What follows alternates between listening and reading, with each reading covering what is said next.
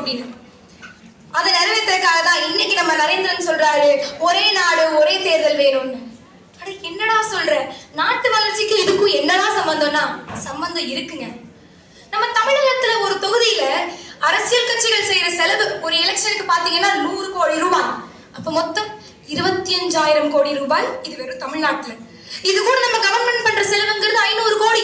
அப்ப மொத்தம் 25,500 கோடியில என்ன உற்பத்தி பண்ணிருக்கோம், என்ன நல்ல விஷயங்களை செஞ்சிருக்கோம். 10,000 கோடி ரூபாய் இருந்தால் போது ஒரு மெட்ரோ திட்டத்தை கொண்டு வந்திருக்கலாம். அதே 10,000 கோடி ரூபாய் ஒரு டேம கட்டி இருக்கலாம்.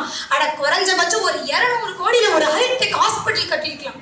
இப்படி எத்தனை ஸ்கூல், எத்தனை காலேஜ், எத்தனை ஆஸ்பத்திரி.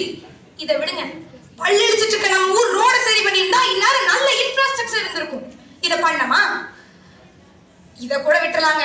நம்ம மனித உழைப்பு இருக்கு பாத்தீங்களா? இந்த எலெக்ஷன் அப்ப ஒரு தொகுதியில 10,000 அரசியல்வாதிகள் மட்டும் 1.5 மாசம் அளவுக்கு தன்னோட உழைப்பை விட்டுட்டு நோட்டீஸை தூக்கி வீடு வீடா சுத்திட்டு இருக்காங்க. மொத்தம் தமிழ்நாட்டுல 25 லட்சம் பேர். இது போக நம்மளோட கவர்மெண்ட் ஆபீசர்ஸ் அவங்க பணியை விட்டுட்டு 1.5 மாசத்துக்கு தன்னோட உழைப்பை வீணடிச்சிட்டு இருக்காங்க. இவங்கள கூட விட்டுறலாம். இந்த ஓட்டு போட வராங்க பாத்தீங்கன்னா நம்ம 8 கோடி ஜனங்கள். அவங்களோட ஒரு நாள் உழைப்புங்கிறது திருடப்படுது. இதனாலதான் சொல்றேன், நம்ம எலெக்ஷனை ஒட்டுக்கா நடத்தி இருந்தா இந்நேரம் உற்பத்தி அதிகமா இருந்திருக்கும், தேவையில்லாத செலவை குறைச்சிருக்கும், நம்மளோட மேன் பவர் வேஸ்ட் ஆயிருக்காது. கிட்டத்தட்ட ஒரு 45 நாள் நாட்டையே பேரலிசிஸ்ல தூங்க வச்சுட்டு இருக்கோங்க. ஒரு வேலையை திருப்பி திருப்பி செஞ்சோன்னு வைங்களேன், அழுத்து போயிடும். இப்படி திருப்பி திருப்பி எலெக்ஷனை வச்சு ஓட்டு போட வாங்க வாங்கன்னு சொல்றதுனாலதான் வெறும் 50%, 55% வாக்குப்பதிவு நடக்குது. 45% மக்கள் இங்க ஓட்டே போடுறது இல்ல.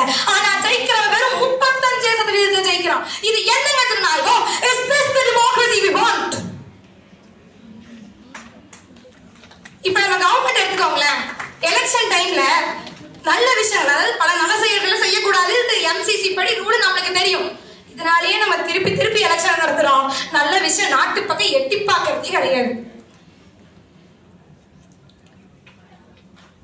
அடுத்ததா பாத்தீங்கன்னு வைங்க, இப்ப இந்த ஒரே நாடு ஒரே தேர்தலுங்கிறதுனால மாநில கட்சிகளுக்கு தேசிய சிந்தனை வரும், தேசிய கட்சிகளுக்கு மாநிலத்தின் மேல ஒரு அக்கறை வரும். இதனால பிரிவினைவாதங்கிற ஒண்ண ஒட்டுமொத்தமா அழிக்க முடியுங்க. ஒரு போர் வருதுன்னு வைங்களேன், நம்ம இந்த கட்சி மதம் இனம்ங்கிற வேறுபாடு இல்லாம நம்ம தேசத்துக்காக ஒரு மனதோட நிற்போம். அப்படிதான் இதுவும் ஒரு போர். நம்ம ஜனநாயகத்துக்கான ஒரு போர், நம்ம நாட்டோட வளர்ச்சியை தடுக்கிற ஒரு போர். இதை ஜெயிக்கணும்னா கட்சிகளுங்கிற பிரிவு இருக்கக்கூடாது. ஒரு மனதோட நாம செய்யணும், செயல்படணும். இதை கண்டிப்பா அடாப்ட் பண்ணியே தீரணும். ஆட்சி முக்கியம் நினைக்கிறவன் கண்டிப்பா ஆப்ஜெக்ட் பண்ணுவான். ஆனா ஆட்சி பெருசு இல்ல, என் நாட்டு வளர்ச்சி பெருசு, பிக்ஷித் பாகம் பெருசுங்கிற ஒரு உன்னதமான மகத்தான மக்கள் தலைவனால மட்டும்தான் இப்படி ஒரு திட்டத்தை கொண்டு வர முடியும். ஒண்ணு சேருவோம், இந்த திட்டத்தை நிறைவேற்றுவோம். பாரத